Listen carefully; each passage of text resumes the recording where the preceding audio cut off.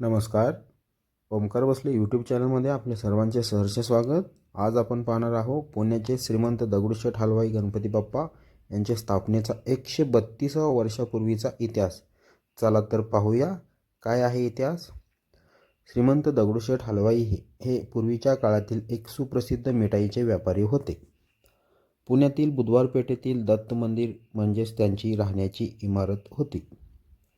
त्या काळी पुण्यामध्ये आलेल्या प्लेगच्या साथीमध्ये श्रीमंत दगडूशेठ हलवाई यांच्या मुलांचा मृत्यू झाला. ह्या घटनेमुळे ते स्वतः व त्यांच्या पत्नी लक्ष्मीबाई हे दोघेही खचून गेले. त्यावेळी त्यांचे गुरु माधवनाथ महाराजांनी दगडूशेठ यांना आधार देत दत्ताची आणि गणपतीची मूर्ती तयार करून त्याची पूजा करा असे त्यांना सांगितण्यात आले. भविष्यात जसे आपले अपत्य आपल्या मातापित्यांचे नाव उज्ज्वल करते, त्याप्रमाणे हे दोन दैवते तुमचे नाव उज्ज्वल करतील असेही ते त्यांना म्हणाले होते. महाराजांनी सांगितल्याप्रमाणे शेठजींनी दत्ताची एक संगमवारी मूर्ती व गणपतीची मातीची मूर्ती बनवून घेतली. ह्या गणपतीच्या मूर्तीची प्राणप्रतिष्ठा लोकमान्य टिळकांच्या हस्ते झाली होती आणि त्यावेळी परिसरातील श्रीमंत दगडूशेठ हलवाई, बाबूराव गोडसे, भाऊसाहेब रंगारी, श्री मोराप्पा शेठ गाढवे उर्फ काका हलवाई, नारायणराव बाजेवाले उर्फ जाधव नारायणराव भुजबळ, सरदार परांजपे यांच्यासारख्या थोर अनेक नामवंत मंडळींची हजेरी होती. गणपतीची ही पहिली मूर्ती शुक्रवार पेठेतील 11 मारुती मंदिरात आजही आहे. 1894 मध्ये लोकमान्य टिळकांनी सार्वजनिक गणेशोत्सवाची सुरुवात केली, तर 1896 साली श्रीमंत दगडूशेठ हलवाई गणपतीची दुसरी मूर्ती तयार करण्यात आली व तिचा उत्सव होऊ लागला. दगडूशेठ हलवाई यांनी सुरू केलेली गणेशोत्सवाची परंपरा परिसरातील नागरिकांनी व तत्कालीन कार्यकर्त्यांनी पुढे सुरू केली व ठेवण्यात आली. सुवर्णयुग तरुण मंडळाने पुढे दगडूशेठच्या गणपतीची जबाबदारी घेतली. 1896 मध्ये बनवलेल्या मूर्तीची अवस्था थोडी जीर्ण झाली होती.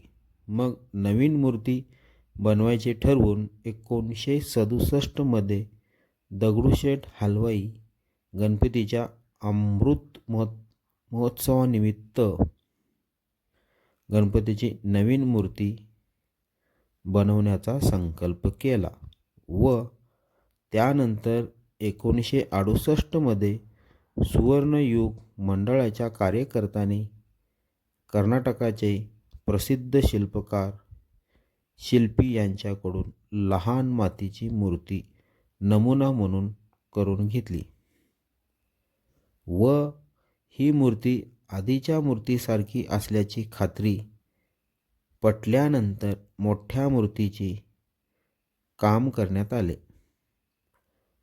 पूर्ण मूर्ती तयार झाल्यानंतर शिल्पी यांनी ग्रहण संपेपर्यंत देवांची आराधना केली,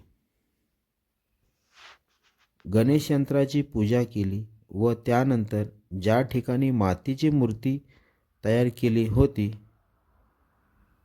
त्याच ठिकाणी येऊन विधिवत धार्मिक गणेशयाग केला. त्यानंतर ते सिद्ध श्रीयंत्र मंगलमूर्तीच्या पोटामध्ये ठेवले गेले.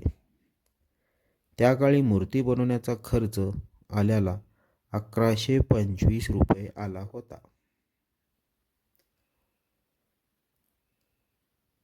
व श्री भगवान गणेश आणि नारळाची कथा ही हिंदू पौराणिक कथांमधील एक लोकप्रिय कथा आहे, जी नम्रता आणि त्यागाचे महत्त्व स्पष्ट करते.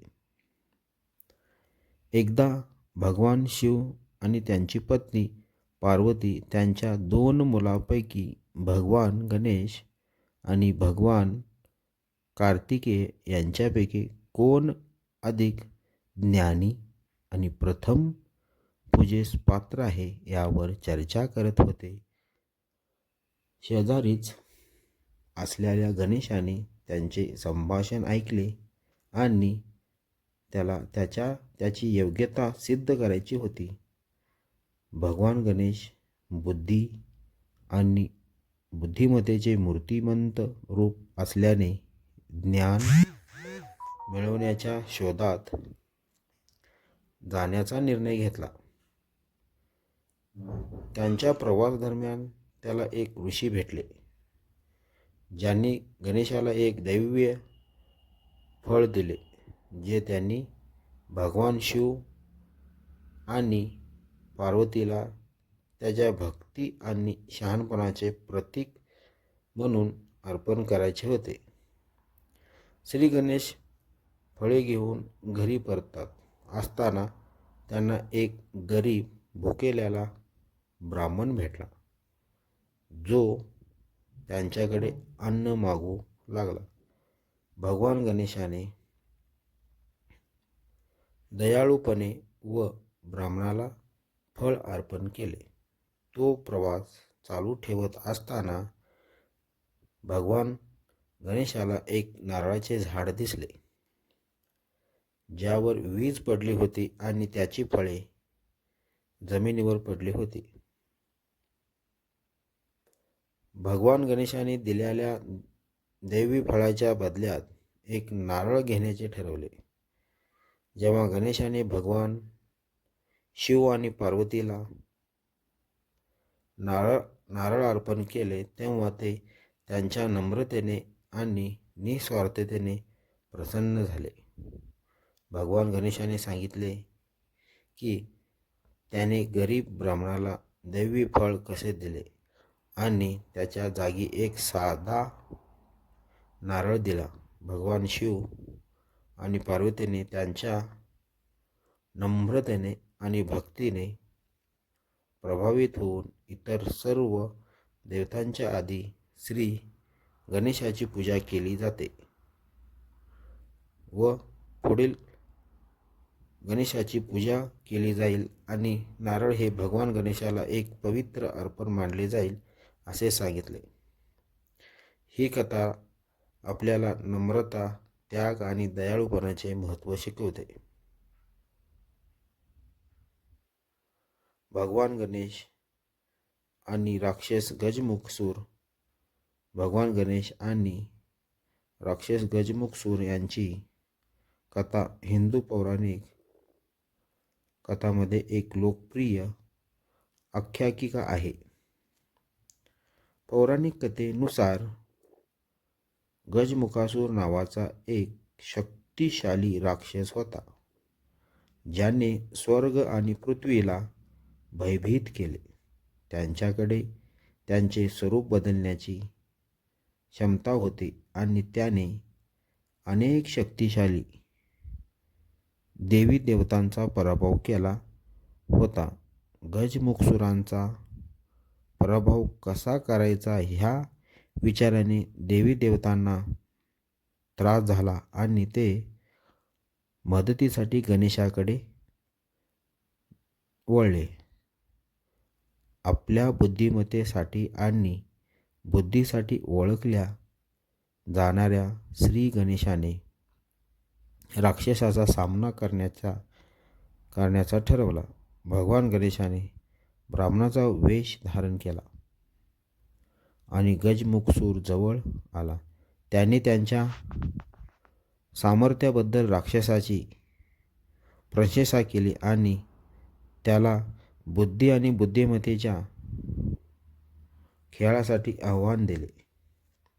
गजमुखसूरने या आव्हानावर खुश होऊन ते स्वीकारले. खेळ सुरू झाला आणि भगवान गणेशाने गजमुखासूरला अनेक कठीण प्रश्न विचारले. आपल्या बुद्धिमत्तेवर विश्वास असलेल्या गजमुखासूरने प्रत्येक प्रश्नाला सहज उत्तर दिले. मात्र गणेशाची वेदना होती. भगवान गणेशाने गजमुखासुराला विचारलेला शेवटचा प्रश्न होता,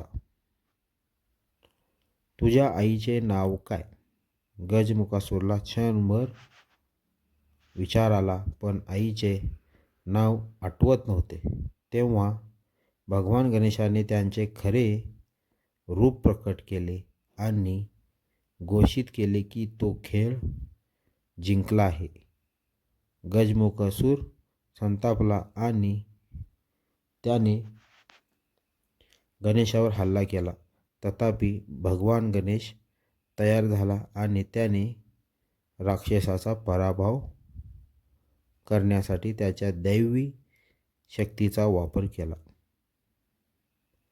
त्याने त्याचे एक दात तोडले आणि गजमुखासुरांचा नाश करण्यासाठी त्याचा शस्त्रासारखा वापर केला. भगवान गणेशाच्या विजयाने देवदेवतांना आनंद झाला आणि त्यांनी त्याच्या बुद्धिमत्तेची आणि धैर्याची प्रशंसा केली आणि त्याला बुद्धी आणि ज्ञानाचा स्वामी घोषित केले आणि हिंदू परंपरेचा अविभाज्य भाग म्हणून त्याची पूजा स्थापित केली. श्री गणेशाय नमः. गणपती बाप्पा मोरया. तुम्हाला श्री गणेशांची कथा व श्रीमंत दगडूशेठ हलवाई यांची कथा कशी वाटली? आवडल्यास लाईक करा, चॅनलला सबस्क्राईब करा, शेअर करा, कमेंट करा.